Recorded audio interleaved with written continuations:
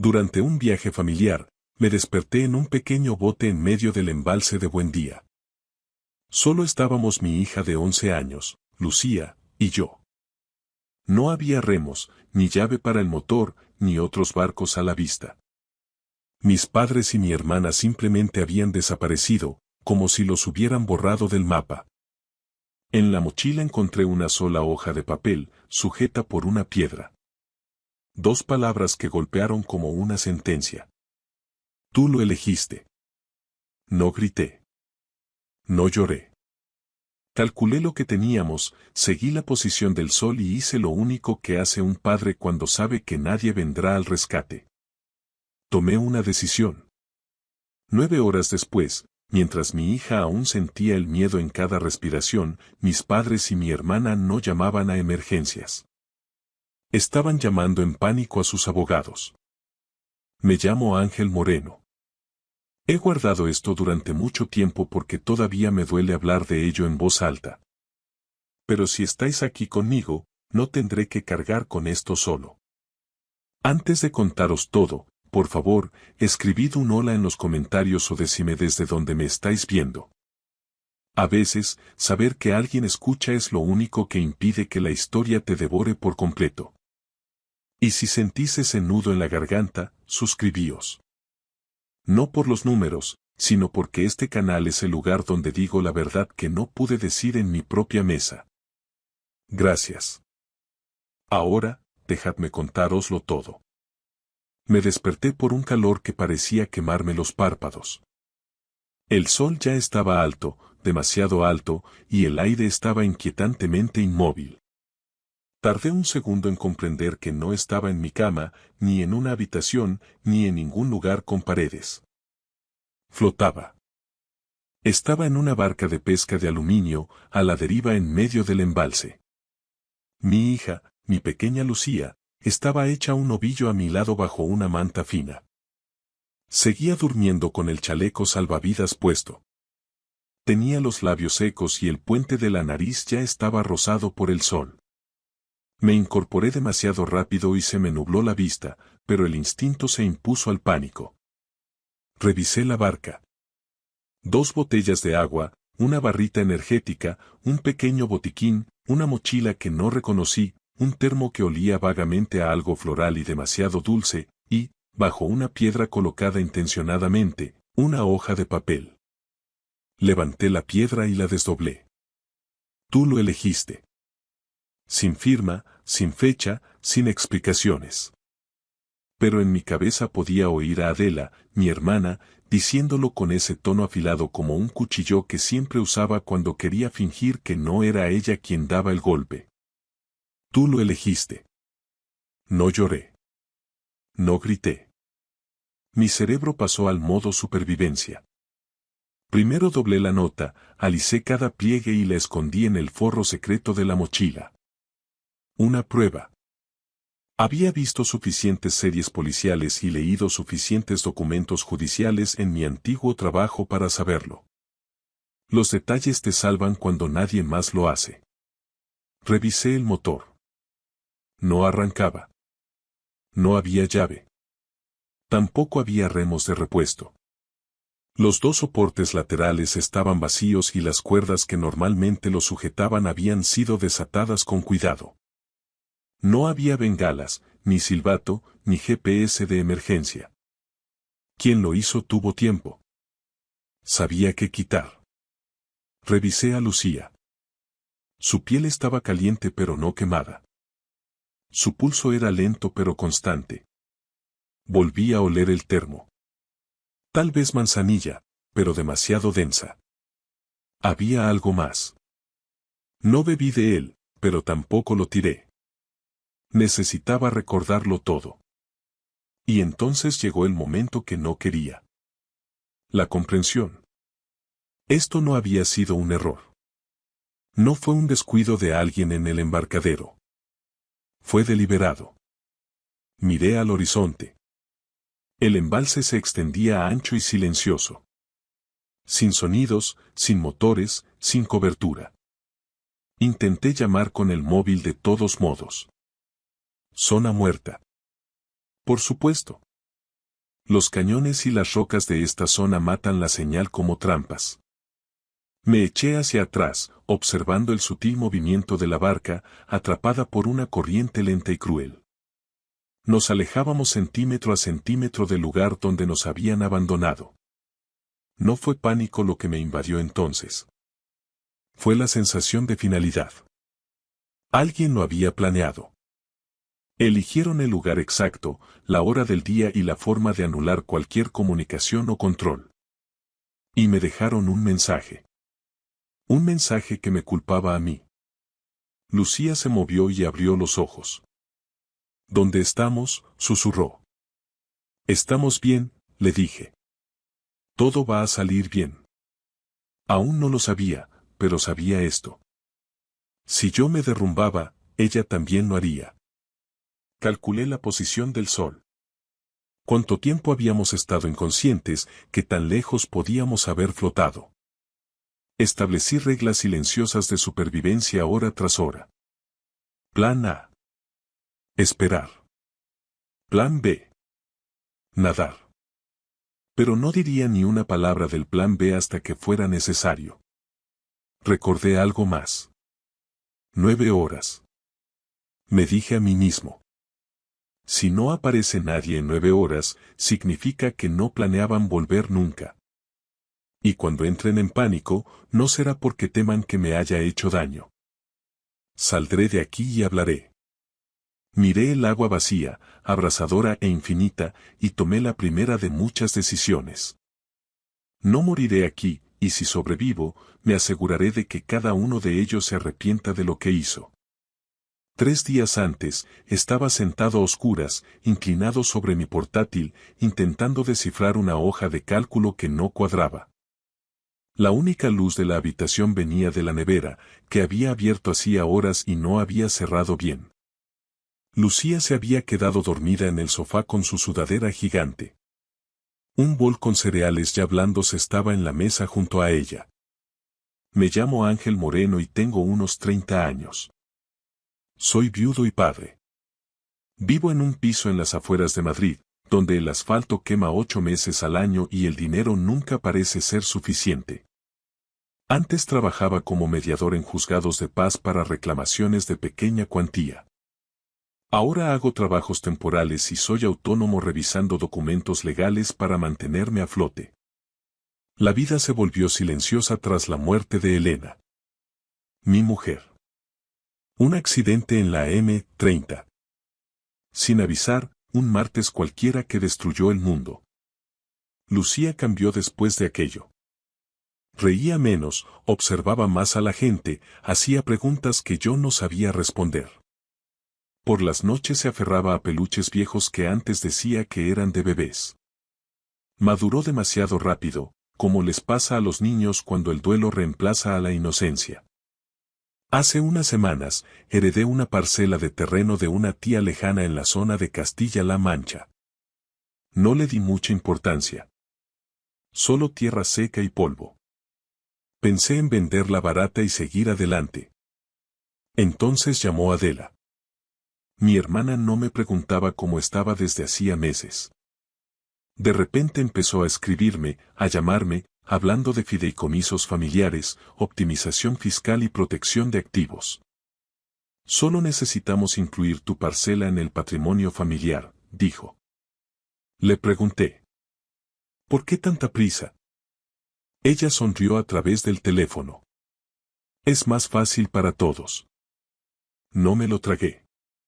Unos días después, recibí un correo de un agente inmobiliario que no conocía, ofreciéndome el doble del valor de mercado. Ni siquiera había puesto la propiedad en venta.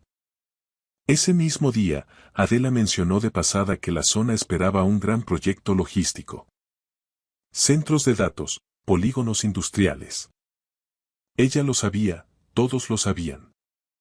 Mi tierra no era inútil. Era una mina de oro. Luego empezó el chantaje emocional. Mi madre, Marisa, llamó antes de dormir, cuando sabía que yo estaría agotado. Necesitas un descanso, cariño. Lucía necesita aire puro. Venid con nosotros al pantano. Adela envió fotos.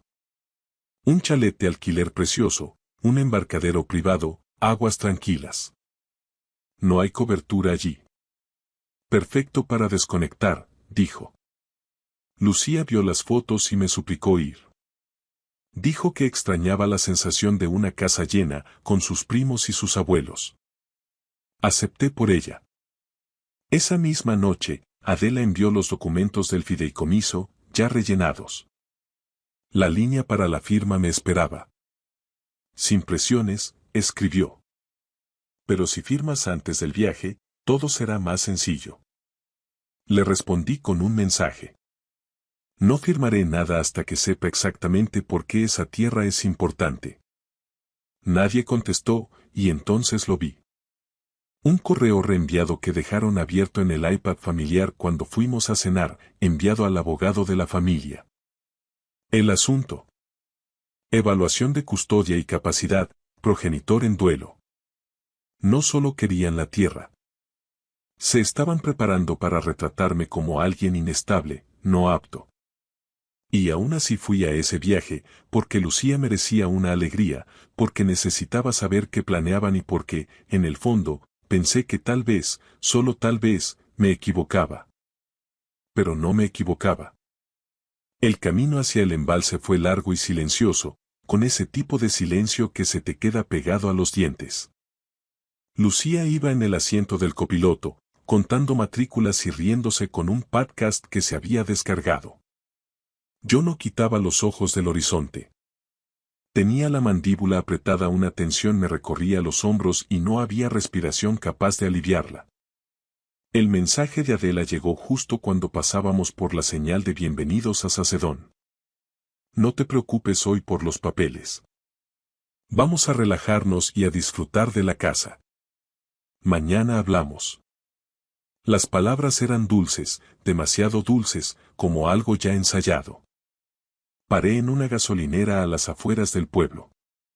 Necesitaba un minuto para recomponerme. Observé el entorno. Largas extensiones de campo sin casas a la vista. Solo matorrales, rocas y cielo. Si alguien se perdiera aquí, si de verdad se perdiera, no habría nadie a quien pedir ayuda, nadie que pudiera siquiera oír un grito. Llegamos al chalet de alquiler al atardecer. Era precioso, de esos que salen en los folletos turísticos.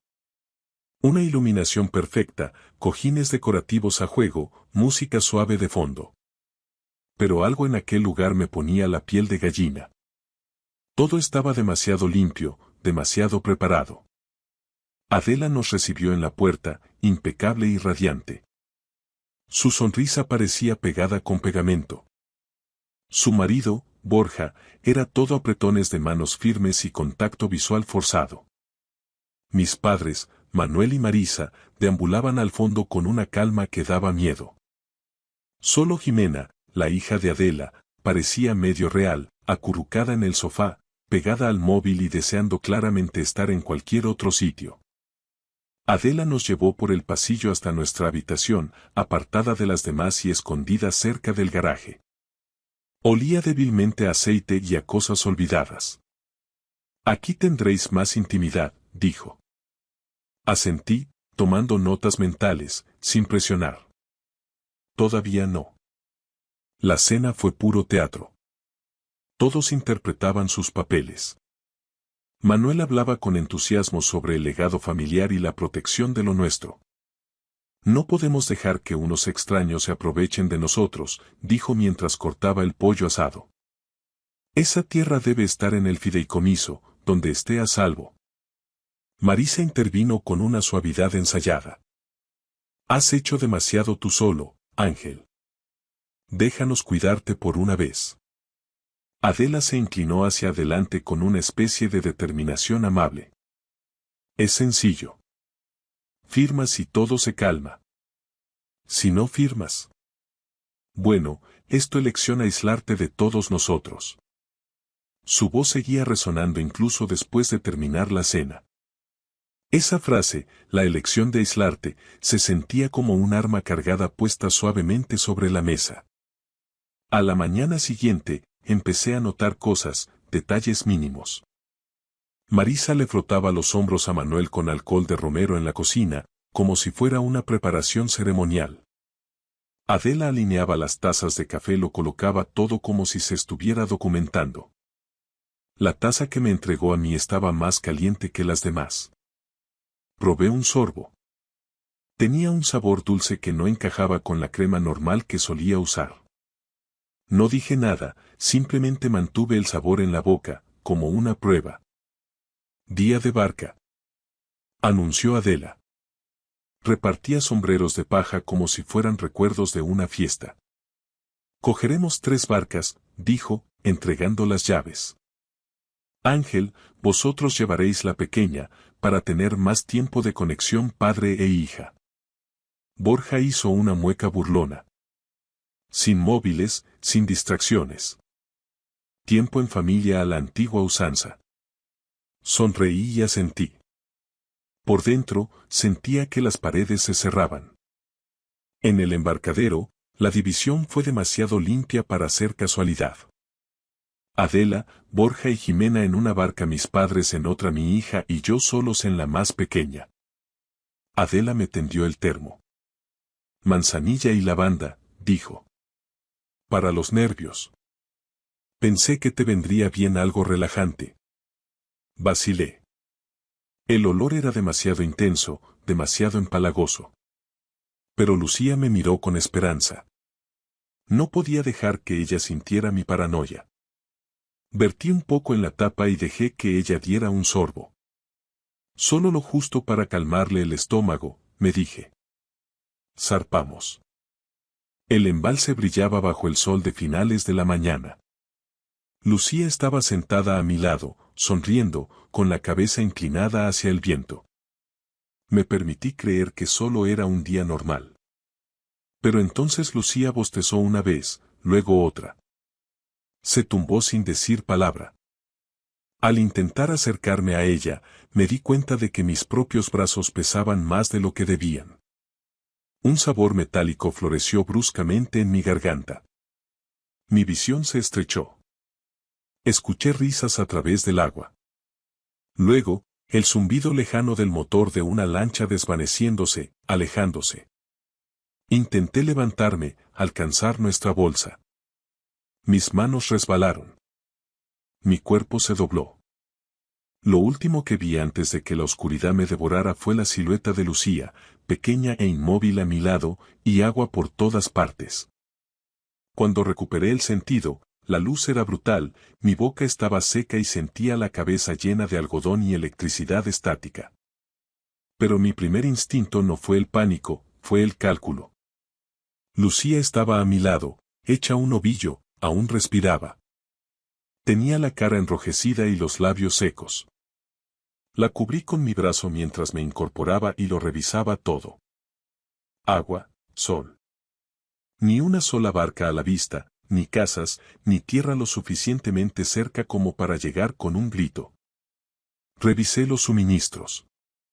2 botellas de agua a medio llenar, una barrita energética, el botiquín reducido a lo básico. Y el termo, que ahora comprendía que era la razón por la que perdí el control. Luego la nota, todavía en mi bolsillo. Tú lo elegiste. La doblé con cuidado. Una prueba. No dejaría que me robaran la verdad. Hice un inventario como un soldado preparándose para un asedio. Dividí las provisiones. Una botella para Lucía, una para más tarde. Usé mi chaqueta para darle sombra. Le ajusté la manta alrededor de las piernas. Luego miré el motor. No había llave. El cable que debía conectarlo a la batería estaba desenroscado. No arrancado, sino desenroscado. Pasé los dedos por los nudos donde deberían haber estado atados los remos. Las cuerdas seguían allí, desatadas meticulosamente. No fue un accidente. No había bengalas de emergencia, ni silbato, ni linterna. Incluso la navaja suiza del botiquín no tenía hoja. Alguien había vaciado esa barca. Lucía se movió. Papá. Puse toda la calma posible en mi voz. Estamos bien. ¿Necesitas agua? Solo bebe un poco. No preguntó dónde estaban los demás, pero lo vi en sus ojos. Ella lo sabía. Le di instrucciones sencillas. Hora tras hora. Bebe cuando yo te diga. Quédate en la sombra. No te muevas hasta que yo te lo pida. Luego estudié el agua. Seguíamos a la deriva, siempre alejándonos de tierra firme. Si hubieran planeado asustarme para que firmara los papeles, estarían cerca, esperando a que yo me quebrara. Pero no había nada. Ni sombras, ni ruido, solo el sol subiendo cada vez más. Empecé a escribir en el reverso de un recibo que tenía en la cartera. Mi nombre, fecha, edad, Lucía. Que teníamos, dónde estábamos, que faltaba, y que me iba en busca de ayuda.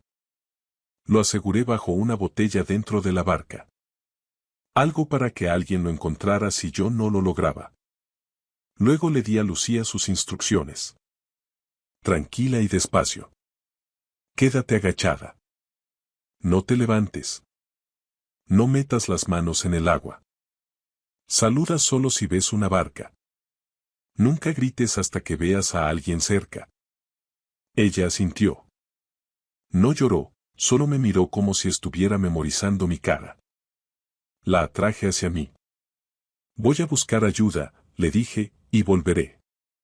Lo juro. El agua estaba fría cuando me deslicé en ella.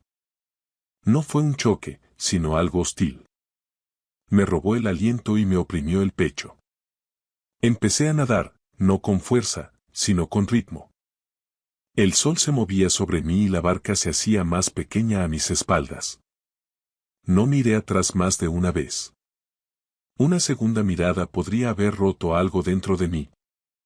No sé cuánto tiempo pasó, pero finalmente las rocas se abrieron y vi barro, luego una carretera. Avancé a trompicones por la arena, con el cuerpo gritando de dolor. Entonces, por alguna gracia de Dios, una furgoneta destartalada apareció tras una curva. Un hombre se bajó. ¿Está usted bien? Mi hija, logré decir con voz ronca. En una barca. En el embalse. Ayuda. Me ayudó a subir sin hacer preguntas.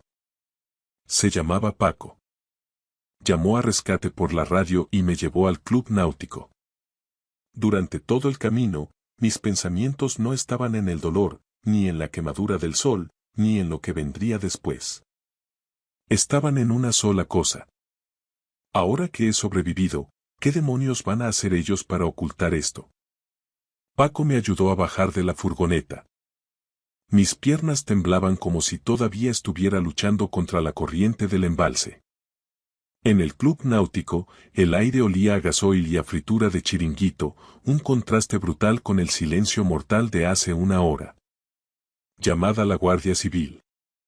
Gritó Paco a un hombre que limpiaba una red. Hay una niña a la deriva en el sector norte.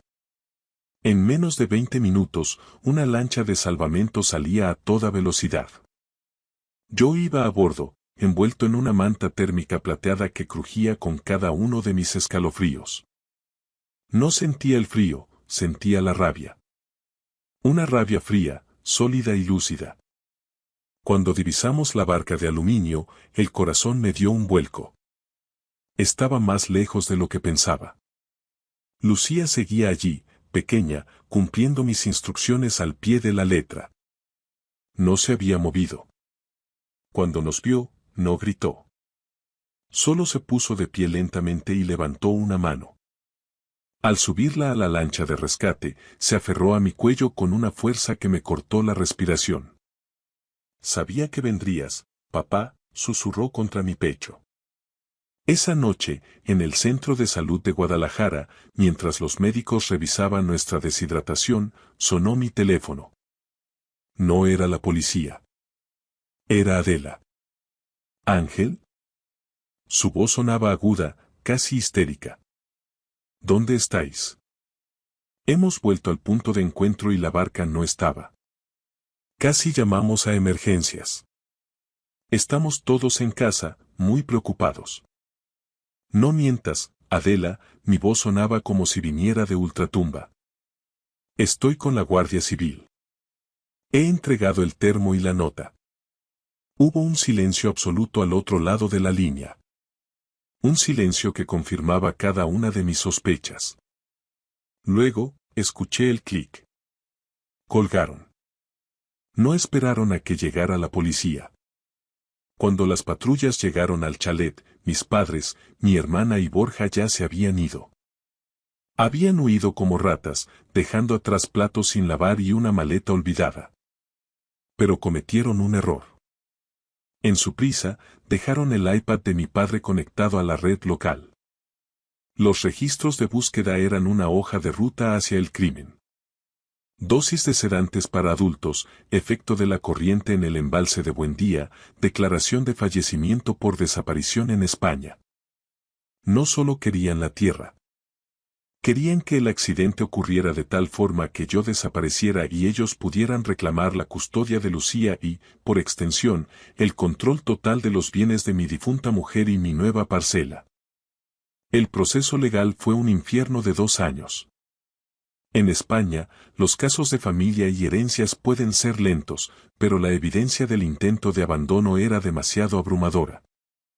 Adela intentó alegar que yo estaba sufriendo un brote psicótico por el duelo de Elena. Manuel, mi propio padre, declaró que yo era inestable. Pero la nota, el análisis del termo, que contenía altas dosis de un tranquilizante fuerte mezclado con un sedante incoloro. Y el testimonio del hombre que me rescató, Paco, fueron mi escudo. Al final, perdieron todo. No solo el juicio, sino el derecho a acercarse a nosotros. El juez dictó una orden de alejamiento permanente. Mi hermana perdió su licencia para ejercer como consultora financiera y mis padres terminaron vendiendo su casa de Madrid para pagar las costas judiciales y las indemnizaciones. A veces, por la noche, Lucía todavía me pide que revise las cerraduras. Algunas mañanas pregunta: ¿estás seguro de que estamos a salvo? Y cada vez le digo: sí, cariño, lo estamos. Porque esta vez es verdad. No necesité gritos ni venganzas dramáticas. La verdad fue más fuerte que todo lo demás, y ahora nos pertenece. Nunca pensé que la supervivencia se vería así. Silenciosa, estable y dolorosamente ordinaria.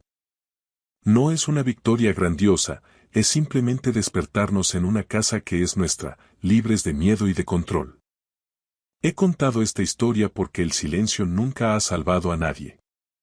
Si esto te ha llegado, si alguna vez has tenido que estar solo para proteger a quien amas, espero que sepas que no estás solo. Yo elegí la verdad. Elegí la protección. Y, por encima de todo, la elegí a ella. Gracias por escuchar mi historia hasta el final. Si resonó contigo, dale like, escribe en los comentarios qué fue lo que más te tocó y no olvides decir de dónde eres. Suscríbete al canal, vienen muchas más historias.